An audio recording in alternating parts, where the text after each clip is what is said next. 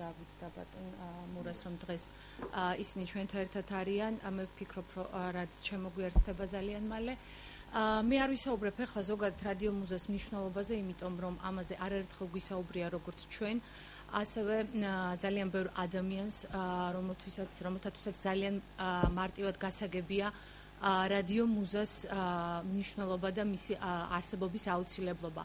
თუმცა სამწუხაროა ეს არც ესე გასაგები აღმოჩნდა საქართველოს არც კულტურისა და ძეგლთა დაცვის სამინისტროსა და არც სხვა სახელმწიფო უწყებისთვის, რომელთა მტკიცე პოზიციაზე იყო დამოკიდებული რადიო მუზეის გადარჩენა. ჩვენი დღევანდელი შეკრების მიზანი გახლავთ დავაკმაყოფილოთ ყველა იმ ადამიანის, ჩვენი მსმენელის ინტერესი, რომლის წინაშეც ჩვენ როგორც დიდ თანამშრომლები ვგრძნობთ უდიდეს პასუხისმგებლობას. ასევე არ შეიძლება პასუხი არ გაეცეს თუნდაც იმ ასოცი ადამიანის წერილს, რომლებმაც მიმართეს კულტურის მინისტრს თხოვნით, რათა მას არ დაეშვა ამ ერთადერთი მაუწყებლის გათიშვა და მედია სივრციდან გაქრობა. ესენი არიან გია ყანჩელი, ელისო ვირსალაძე, ეს ასოცი წერილი აქაც გვაქვს წარმოდგენილი.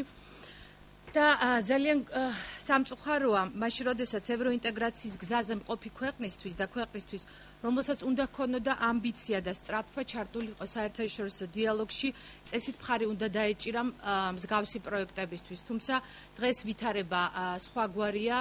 2014 წლის 4 იანვარს რადიო მუზამ შეიძლება ითქვას შეწყვიტა მაუწყებლობა, გაითიშა პირდაპირ ეთერი, არ გადის არც ერთი გადაცემა, დათხოვნილია არაერთი პროფესიონალი ადამიანი და ამ ყველაფერზე არანაირი რეაგირება სამწუხაროდ არ ხდება. ამას წინ უძღვოდა 2013 წლის 27 მაისს მემორანდუმის გაფორმება კულტურის სამინისტროსა და კლასიკური მუსიკის ხელშეწყობის ასოციაციას შორის, რომლის თანახმადაც რადიო მუზეუმ უნდა გამختارიყო კულტურის სამინისტროს საჯარო სამართლის იურიდიული პირი, მაგრამ მოგვიანებით ირკვევა, რომ კანონში არსებული იმპერატიული მოთხოვნის თანახმად ადმინისტრაციულ ორგანოს არ აქვს ლიცენზიის ფლობის უფლება. შესაბამისად, კულტურის სამინისტრომ წარმომადგენლებმა გაგვიცხადეს, რომ ისინი იმყოფებიან სამართლებრივ ჩიხში და აი სწორედ ამ ჟესტით მოიხსნა კულტურის სამინისტრომ პასუხისმგებლობა. გარდა ამისა, ჩვენ გვქონდა შეპირება მათი მხრიდან, რომ მოხდებოდა ჩვენი ფართით დაკმაყოფილება, რაც არანაირ კავშირში არ არის არც სამართლებრივ ჩიხთან, არც კანონთან, აქ უბრალოდ მათი ნების გამოხატვა იყო საჭირო, რაც ასევე არ მოხდა და რეალურად რადიო მუზა დღეს ფართის გარეშეც არის. ასევე მე მინდა მოვიყვანო რამოდენიმე მაგალითი საერთაშორისო პრაქტიკიდან, შვედეთისა და ბრიტანეთის მაგალითზე, თუ როგორი ასე ვთქვათ, მნიშვნელობა აქვს ზოგადად კულტურის პოლიტიკას, თუნდაც მედია განვითარების თვალსაზრისით, რომ იქ არსებობს არაერთი მედია სააგენტო, რომელიც უშუალოდ მაღალი აკადემიური ხელოვნების ასე ვთქვათ, მაუწყებლებს მფარველობენ. ასევე უნდა აღვნიშნოთ, რომ 2008 წლის 1 ოქტომბრიდან საქართველოში ძალაში შევიდა 2005 წლის პარიზის კონვენცია კულტურული თვითგამოხატვის მრავალფეროვნების დაცვისა და ხელშეწყობის შესახებ. ეს გახლავთ ერთ-ერთი დოკუმენტი, რომლის საფუძველზე კულტურის სამინისტრო დღეს მუშაობს კულტურის პოლიტიკის სტრატეგიის ჩამოყალიბებაზე. ამავე დოკუმენტში არსებობს იმპერატიული, ასე ვთქვათ, დირექტივა, ვციტირებ, გავრცელება არის კულტურული პოლიტიკის ყველაზე თანამედროვე და მთავარი მიმართულება. კულტურული გავრცელების ახალი ხედვა გულისხმობს მას-მედიის მიერ სახელმწიფოებრივი და საზოგადოებრივი კულტურული პოლიტიკის გატარებას, საზოგადოების დემოკრატიზაციისა და კულტურული დონის მაჩვენებელი ინდიკატორის ფუნქციის საკუთარ თავზე აღება. აქედან გამომდინარე ჩნდება ძალიან ლოგიკური კითხვა, აი ამ სახის მაუწყებლის გაქრობით ფიქრობს დღეს ასე ვთქვათ კულტურის სამინისტრო ამ პოლიტიკის გატარებას. მე უბრალოდ ძალიან მოკლედ ასევე მინდა გითხრათ, თუ რა შედეგებს მოუტანს ასე ვთქვათ ჩვენს ქვეყანას რადიო მუზას გაქრობა და მისი მაუწყებლობის შეწყვეტა. ეს არის რამოდენიმე პუნქტი, მე ყველას არ ჩამოვთვლი ახლა. რადიო მუზას გაქრობით, ესე იგი, ქრება სივრცე, სადაც 24 საათის განმავლობაში ჟღერს კლასიკური მუსიკა. აღარ ჩაიწერება აკადემიური მუსიკის არც ერთი კონცერტი, რასაც რადიო მუზა სრულიად უსასყიდლოდ ახორციელებდა. ტელევიზიებს კონცერტების გადაღებისა და ტრანსლირების დროს აღარ მიეწოდებათ სათანადო ხარისხის აუდიო სიგნალი, რასაც ასევე უსასყიდლოდ ახორციელებდა რადიო მუზა და უნდა აღვნიშნოთ, რომ ფრანგულმა ტელეარხმა მეცომ სწორედ რადიო მუზას ტექნიკურ ბაზაზე დაყრდნობით განახორციელა თავისი პირველი პროექტი საქართველოში. ევროპის მაუწყებელთა კავშირს, რომლის ასოცირებული წევრი გახლავთ რადიო მუზა, აღარ მიეწოდება საქართველოში მიმდინარე კონცერტების აუდიო ჩანაწერები, რაც შეაფერხებს ჩვენი ქვეყნის, ასე ვთქვათ, მიმდინარე კონცერტების, რაც შეაფერხებს ჩვენი ქვეყნის მუსიკალური მიღწევების საერთაშორისო ასპარეზზე გატანას და პოპულარიზაციას. ქვეყნის მუსიკალურ მატიანეში აღარ აისახება მიმდინარე საფესტივალო და საკონცერტო აუდიო მასალა. შეიძლება ითქვას, რომ რადიო მუზა ქმნიდა ოქროს ფონდს, რაც ასევე აღარ მოხდება. ვეღარ განხორციელდება კამერული და სიმფონიური მუსიკის სტუდიური ჩაწერა. ქვეყნის რეგიონებს გაუქრებლად კლასიკური მუსიკის შეხების შესაძლებლობა, რაც ისედაც ძალიან დიდი დეფიციტია დღეს საქართველოში. დამწყებ მუსიკოსებს საერთმევად საშუალება ეზიარონ პროფესიულ მუსიკას საუკეთესო შესრულებით. ხელოვნების აკადემიურ დარგებს, როგორც არის მუსიკა, თეატრი, სახვითი ხელოვნება, გაუქრებათ ერთ-ერთი უმნიშვნელოვანესი საეთერო პლაცდარმი. შეწყდება სასულიერო ეროვნული მსოფლიო და ფოლკლორული მუსიკის მხარდაჭერის მნიშვნელოვანი წყარო. ქართულ კომპოზიტორებს შეუწყდებათ საავტორო ჰონორარის მიღების წყარო, რასაც რადიო მუზა მისი დაარსების დღიდანვე ახორციელებდა. შეიძლება ითქვას, გაქრება უპრეცედენტო და ძალიან მნიშვნელოვანი მედია არხი საქართველოში და პასუხი თუ რა მოყვება ამას და რა შედეგები ექნება, ეს უკვე თქვენთვის მომინდია. დიდი მადლობა. ჩვენ სტუმრებს მეგობრებს ბატონ რეზო. კი. კონსერვატორის რექტორი რეზო.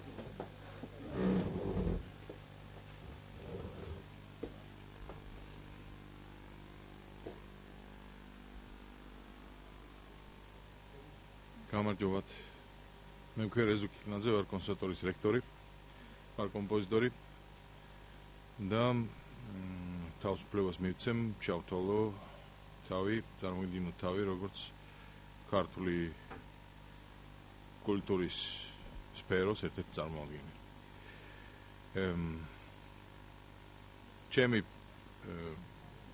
მღელვარება რადიო მუზიკასთან დაკავშირებით დაიწყო მაშინ, როცა პირველად დადგა საკითხი ამ რადიოს მომავლისა, რომელიც მაშინვე ძალიან საიმედოდ, დამამშვიდებლად და სასიხარულოდ გადაწყდა, როცა გასული წლის მაისში კულტურის სამინისტრომ ითავა ამ არხის შეფარება სრულიად ლეგიტიმურად, იმიტომ რომ კულტურის სამინისტრო უნდა სწორედაც რომ იფარავდეს, შეიფაროს და პატრონობდეს და ხელს უწყობდეს კულტურის ერთ-ერთ მთავარ დასაყრდენს მედია სივრცეში, კლასიკური მუსიკის და აკადემიური მუსიკის მთავარ გამავრცელებელს და პოპულარიზატორს, როგორც იყო რადიო მუზა. ამ სასიხარულო მოძრაობას უცბად გადაესვა ხაზი, როცა იურიდიული ჩიხი გამოჩნდა ჩვენ თვალწინ, რომელიც უკრძალავს კულტურის სამინისტროს ჰქონდეს უფლება კულტურის პოპულარიზაციისა მთელი ქვეყნის მასშტაბით. და სწორედ აქ გამიჩნდა პირველად კითხვა კი არა, მოთხოვნილება ეჭვი შევიტანო კანონმდებლობაში და კანონის ჭკუათამყოფელობაში, რომელიც ასეთ ჩიხებს და დაბრკოლებებს უმზადებს თავისივე მოსახლეობას და თავისივე კულტურას. ეს კულტურა მხოლოდ კულტურის სანახაობრივი და გასაფრთხოებრივი მხარით არ ამოიწურება. ამ კულტურის მთავარი მისია არის განათლება და მომავალი თაობის კულტურულ დონეზე შენარჩუნება, რაც არის ნებისმიერი ქვეყნისთვის ყოველად გადამწყვეტი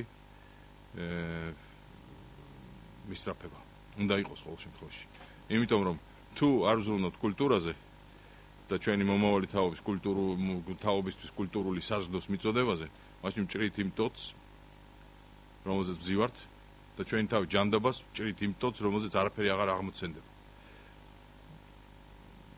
ამიტომ მთელი გულით არანაირი ცოტა მღელვარებით, მაგრამ არანაირი მტრული ან ცინიკური გამონათქვამით, მინდა მთელი გულით თხოვო და მოუწოდო ქართულ საზოგადოებასაც, ქართულ და იმ უწყებრივ ნაწილებს ჩვენი საზოგადოებისას, ვის კომპეტენციაში შეიძლება იყოს ამ კანონის ისე შეცვლა ან ისე წაკითხვა და ისე მორგება რეალობაზე, რომ არ განადგურდეს ეს ყოველად მნიშვნელოვანი რადიო არხი, იმიტომ რომ მე ვიცი ამ არხის ბადალი, ამ არხის ადეკვატური ხელმეორე არხის შექმნა ქართულ მედია სივრცეში და ქართულ დღევანდელ კულტურულ მზადყოფნაში ყოველად წარმოუდგენელია. მადლობთ ყურადღებისთვის.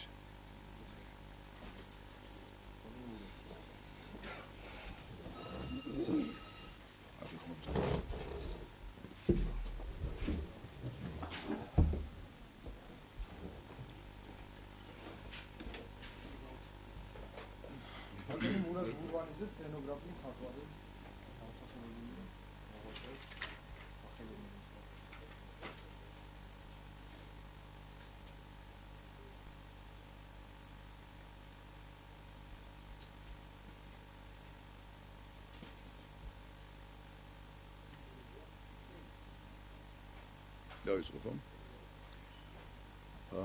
მე გახლავართ მურაზ მურვანიძე, მხატვარი და თავისუფალი მხატვარი.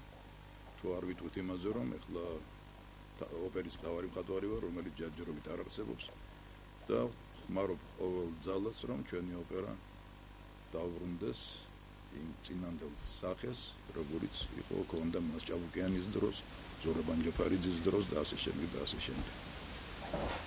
იცით რა არის, მიმაჩნია რომ ბევრი რამ დავკარგეთ ქართველებმა ტერიტორიების და ყველაფერის და ეხლა მუზაც გვეკარგება, იცით და უმუზო ცხოვრება მე მგონი არ შეიძლება. მუზის გარეშე ცხოვრება არ შეიძლება. ამას ვამბობ გადატაინთით და პირდაპირ მნიშვნელობითაც.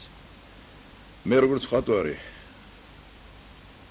ამ რადიოს გამურთ 24 საათი მაქვს ჩართული ეს რადიო. 24 საათი ვისმენ კლასიკურ მუსიკას, ამ შესანიშნავი წამყვანების, ხელოვნების, მუსიკათმცოდნეების, რომლებიც ჩემთვისაც კი მავიწდება რაღაცეები და ამდენად ბევრ რაღაცას ვიხსენებ სახელებს თუნდაც, რომელიც ჩემ ასაკში უკვე მავიწყდება. რაოდენ სასიხარულო იყო ჩემთვის, მე არ ვიყავი საქართველოში, მოვაწეობდი საზღვარგარეთ და როცა ჩამოვედი დამკვდა ეს რადიო, ძალიან მოხარული ვიყავი, იმიტომ რომ ბოლო დროს გაქრა ჩვენი ესე ვთქვათ საქართველოს პალიტრიდან მთავარი კულტურის, კლასიკური მუსიკის სახე, რაღაც დაიკარგა და შეინიღბა. წაიშალა უბრალოდ.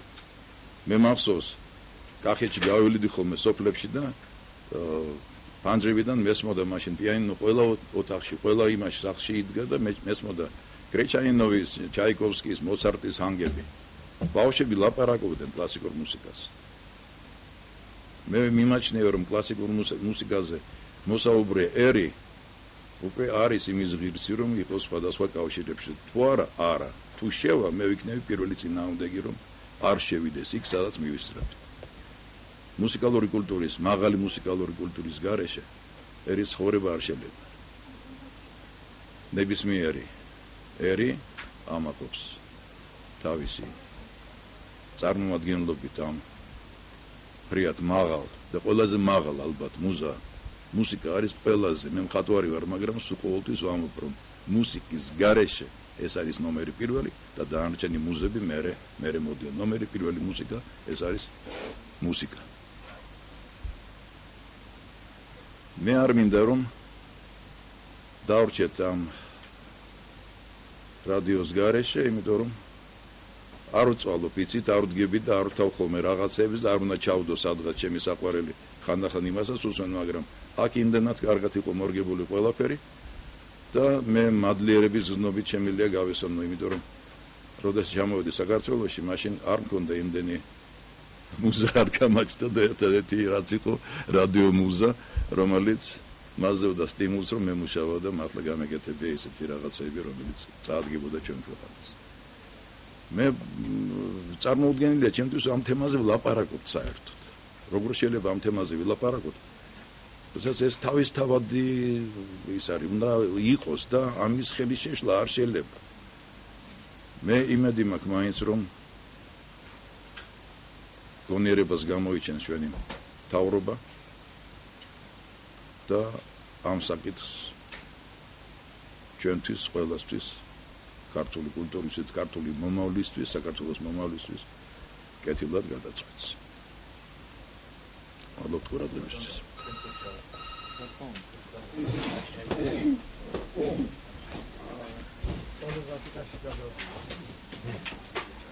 მელევი კრაი ვიყავი? ხო.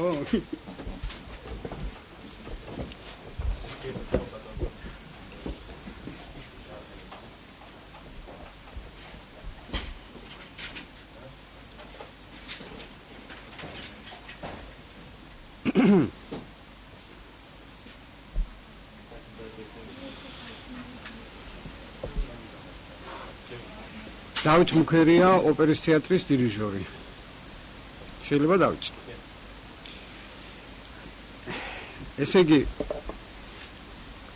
არ დარჩენილა მოკლედ ყველა კუთხით შეწუხებული ყველანაირად განსჯა ხდება მუზა რადიო მუზას ირგვლივ უკვე მე-9 თვეა მიმდინარეობს ასე ვთქვათ გამორკვევა თუ რა უნდა გავაკეთოთ ჩვენ როგორ გადავარჩინოთ და რანაირად იყოს ის აუცილებელი საზრდო, სულიერი საზრდო, რასაც ქვია კლასიკური მუსიკა. აი ხლა კარგად გილაპარაკეს ბატონმა მურაზმა და ბატონმა რევასმა, გითხრათ თქვენს ის რომ არ არის ადამიანი არ დარჩენილა რომ თქვას რომ დავშვათ ეს სამომავლოდ გავაკეთოთ ან ყველა საუბრობს იმას რომ ეს აუცილებელია როგორ შეიძლება მის გარეშე ყოფნა არ შეიძლება და ასე ვთქვათ სულ ყველა არის მოწადინებული საუბარში მაგრამ როდესაც არის დიდი სურვილი და საერთოდ მე არა მარტო მუზასთან დაკავშირებით ქვეყანას უნდა ქონდეს სტრატეგია აქამდე ყოველთვის ჩვენ როგორ ვიყავით იცით აი ხვალ და ზეგ რა გაკეთდება აი ამისთვის რომ ზემდგომი ხელმძღვანელია თუ ვინმე არის გამოაჩინოს თავის პერიოდში, თავისი მუშაობის პერიოდში თუ რა შექმნა, რა გააკეთა მის ირგვლივ. არა მარტო ხელოვნებაში ლაპარაკობ საერთოდ. და მე მიმაჩნია და საერთოდ ნორმალურ ყოფილ ადამიანს რომ ქვეყანას უნდა გააჩნდეს შორს ხედვა.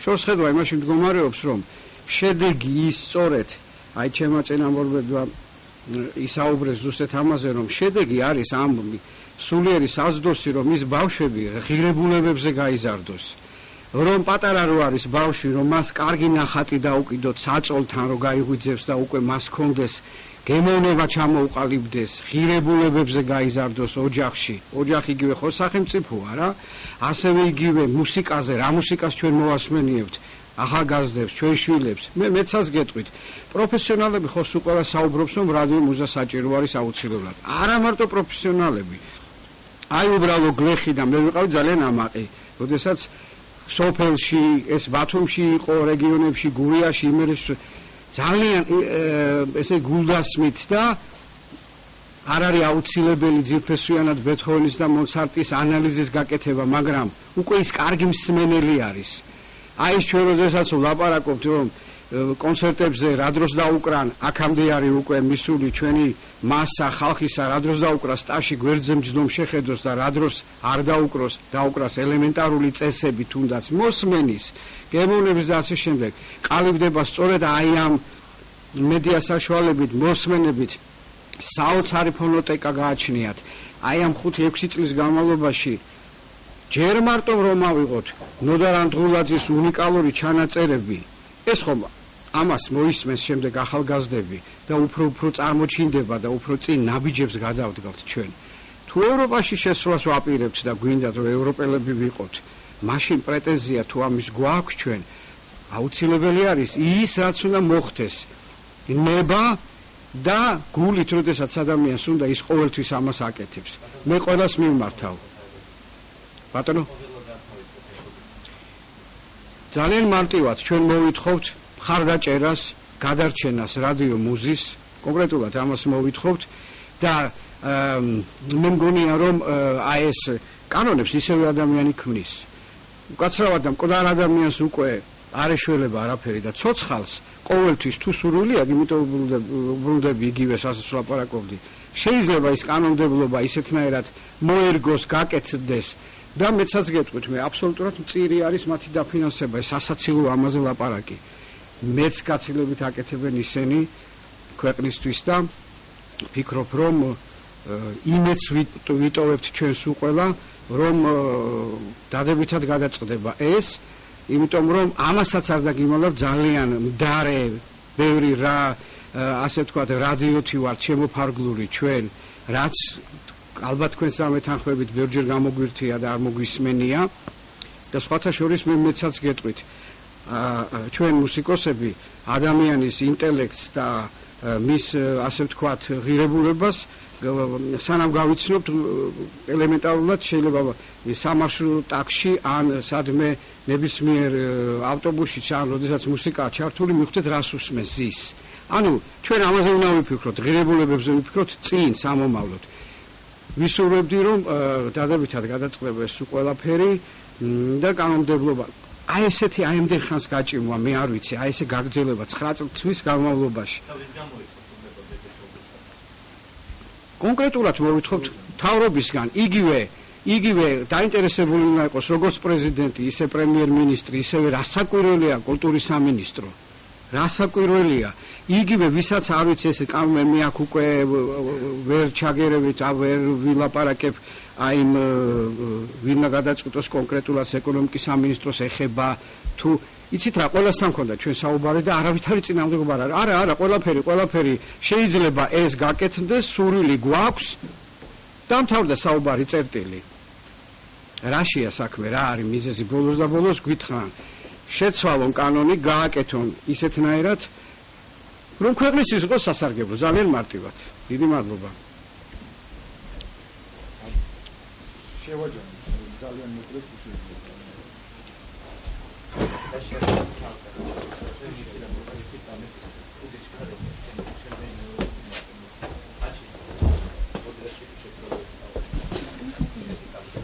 Ivatan.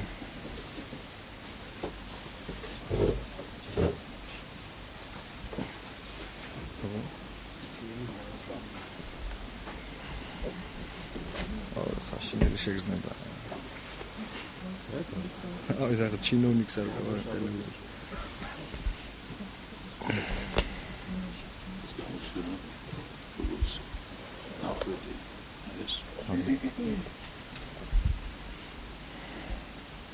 შეიძლება?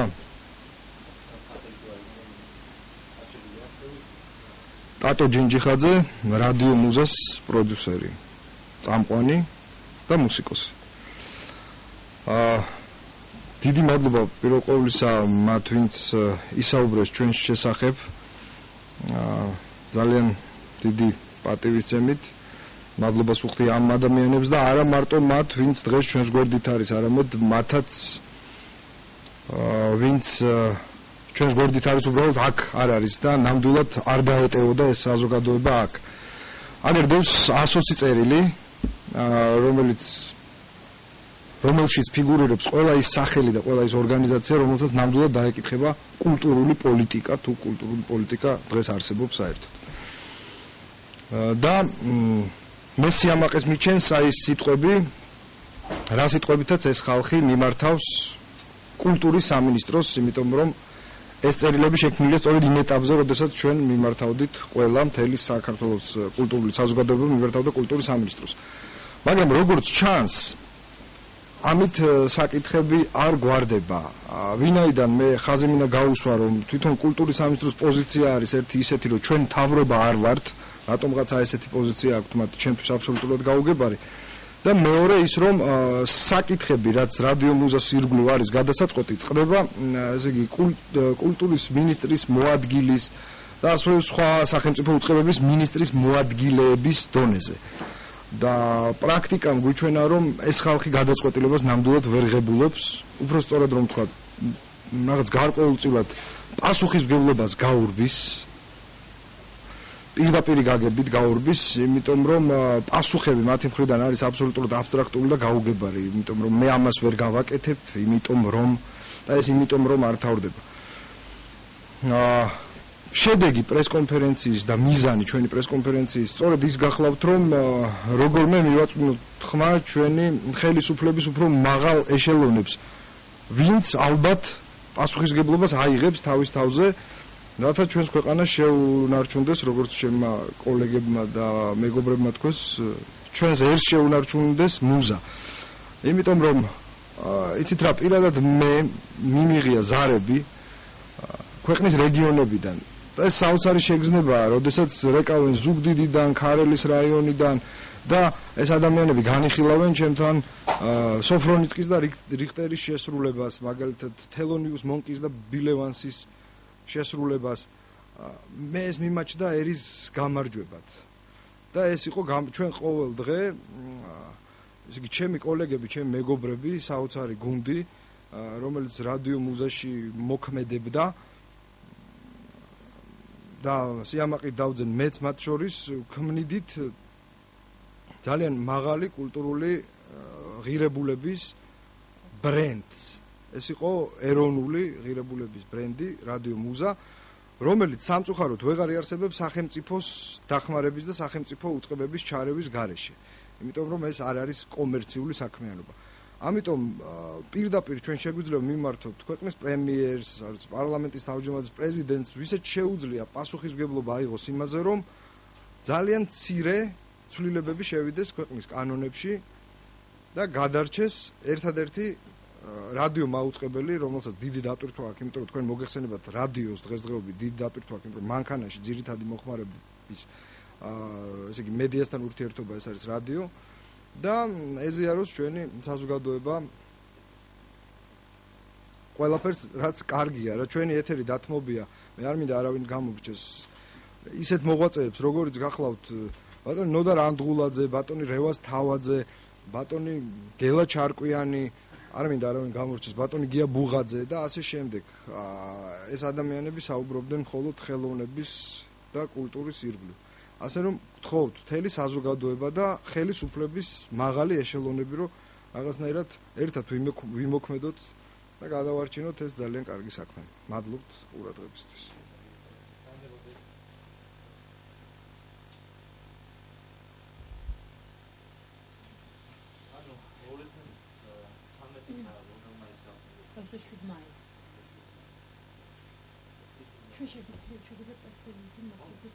აგერ არის პრეს რელიზი. შეიძლება თავისუფლება ვთქვა.